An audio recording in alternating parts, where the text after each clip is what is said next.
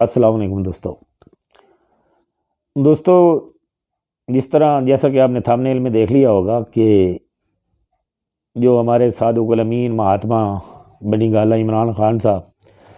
अक्सर निजी और सरकारी गैर सरकारी जितनी भी तकारीब होती हैं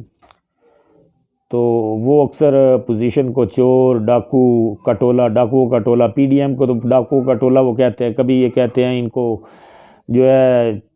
हराम की कमाई खाते हैं, ये करते हैं वो करते हैं, जो कि एक वज़ीर आज़म कम से कम अगर वज़ीर आज़म होते तो शायद ये अल्फाज इस्तेमाल ना करते। लेकिन वो एक शेर है कि पत्थर वही उठाए जिसका पहले अपने दामन साफ़ हो, तो खान साहब का अपना दामन भी साफ़ नहीं है। अब हम इस ब्रॉडशीट को मसले को ही ले लेते हैं कि नवंबर में काबीना की मीटिंग बैठी, उन्होंने फ़ैसला किया कि ब्रॉडशीट ने जो केस किया है लंदन में तो उसका फ़ैसला आ गया है। तो हम बजाय उसके इससे पहले कि हमारी कोई चीज़ ज़ब्त हो जाए तो हम ब्रॉडशीट को अदायगी कर दें, जितनी रकम पड़ी है जो उनकी अदायगी है, जो जुर्माना हम बैद होता है वो हम दे दें। तो खैर उस फैसले में थोड़ी सी ताख़ीर हो गई। फ़ैसला तो हो गया कि ब्रॉडशीट को पैसे देने हैं, लेकिन जब अदालत ने वो लंदन हाई कमीशन में पाकिस्तान की पड़ी हुई रकम को ज़ब्त किया तो इमरान खान साहब को या दूसरे न्यूज़ चैनल्स वगैरह को, जो हमारे एंकर्स हज़रात हैं या मीडिया की बहुत ज़्यादा रसाई रखते हैं, अंदर की ख़बरें जिनके पास होती हैं, तो उनको पता चला तो उन्होंने एक शोर शराबा का समा पूरे चैनलों पर मच गया कि हुकूमत पाकिस्तान को इमरान खान की अहली और नैब गठजोड़ की वजह से इतना जुर्माना आयद हुआ है। तो उन्होंने एक इंक्वायरी कमेटी बिठा दी, केस की तहकीक होगी जी। अब इंक्वायरी कमेटी में क्या तहकीक करनी थी, इंक्वायरी कमेटी में वो भी इमरान खान साहब ने यही किया कि अपनी मनचाही कमेटी बनाई ताकि उन पर वो जो है सारा इल्ज़ाम उन पर ना आए और किसी तरीके से हुकूमत को रगेड़ा जाए। तो उस सिलसिले में इमरान खान ने 3 अपने जो है वफाकी वज़ीर उनको शामिल किया और एक रिटायर्ड जज है अजमत सईद शेख साहब, जो कि इंतहाई मतनाज़ा शख्सियत है और पीडीएम की तकरीबन सारी क़यादत जो है और बाकी जो सियासी जमातें अपोजिशन की हैं वो सब उनको मुस्तरद कर चुकी हैं। वो अपने मतनाज़ा फ़ैसलों की वजह से बड़े मशहूर हैं। दूसरा एक करैक्टर उनका ये भी है कि ब्रॉडशीट के साथ जो मसला हुआ था और जो मुआहदा हुआ था उसमें अजमत सईद शेख साहब का किरदार भी शामिल है।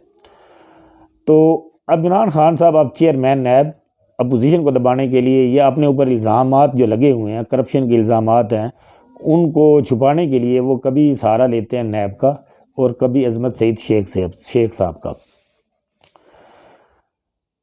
हाल ही में ना 2-3 दिन पहले दरियाफ्त हुआ कि इमरान खान साहब की कोई एक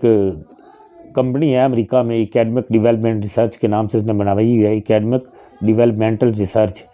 उन्होंने कंपनी बनाई है अमेरिका में। और मज़े वाली बात आपको ये बताता चलूँ कि हम सब पाकिस्तानियों को चूना लगाया हुआ है इमरान खान साहब ने कि बज़ाहिर हमारे सामने यही है कि खान साहब ने जमाइमा को तलाक दे दिया है। वो जो कंपनी बनी है जिसको इक़दार के नाम से जाना पहचाना जाता है, उसके बोर्ड ऑफ गवर्नर में सबसे पहला नाम है जमाइमा खान साहिबा का, और उसके बाद इमरान खान के दोनों बेटे उसके बोर्ड ऑफ गवर्नर के मेंबर्स हैं। उसमें गैर वो फंडिंग इकट्ठी करते हैं अमेरिका में से या दूसरे मालिक से इकट्ठी करके फिर वो बजरिया जो हुंडी आते हैं या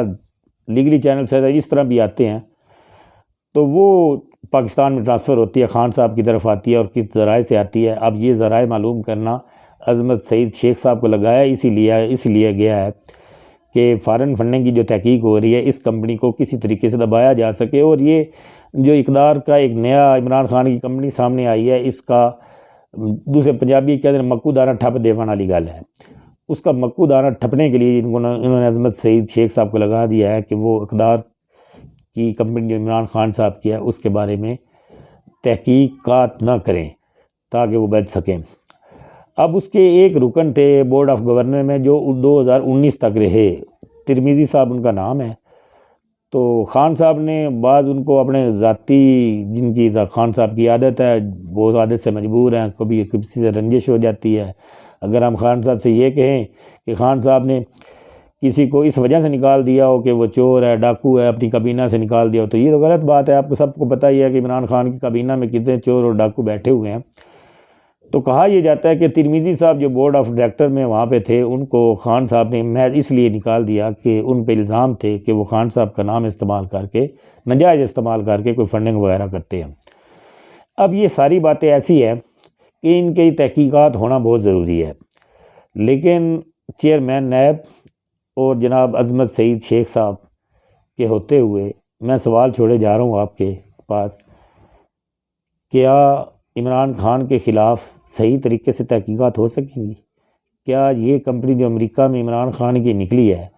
इसका कच्चा चट्टा खोलकर अवाम के सामने आ सकेगा? और ऐसा क्यों है कि इमरान खान हमेशा नैब का सहारा लेते हैं या अज़मत सईद शेख का सहारा लेते हैं और क्यों छुप जाते हैं उनके पीछे? इदारे उनको क्यों बना देते हैं? ये आप सबसे सवाल है, ज़रा सोचिएगा।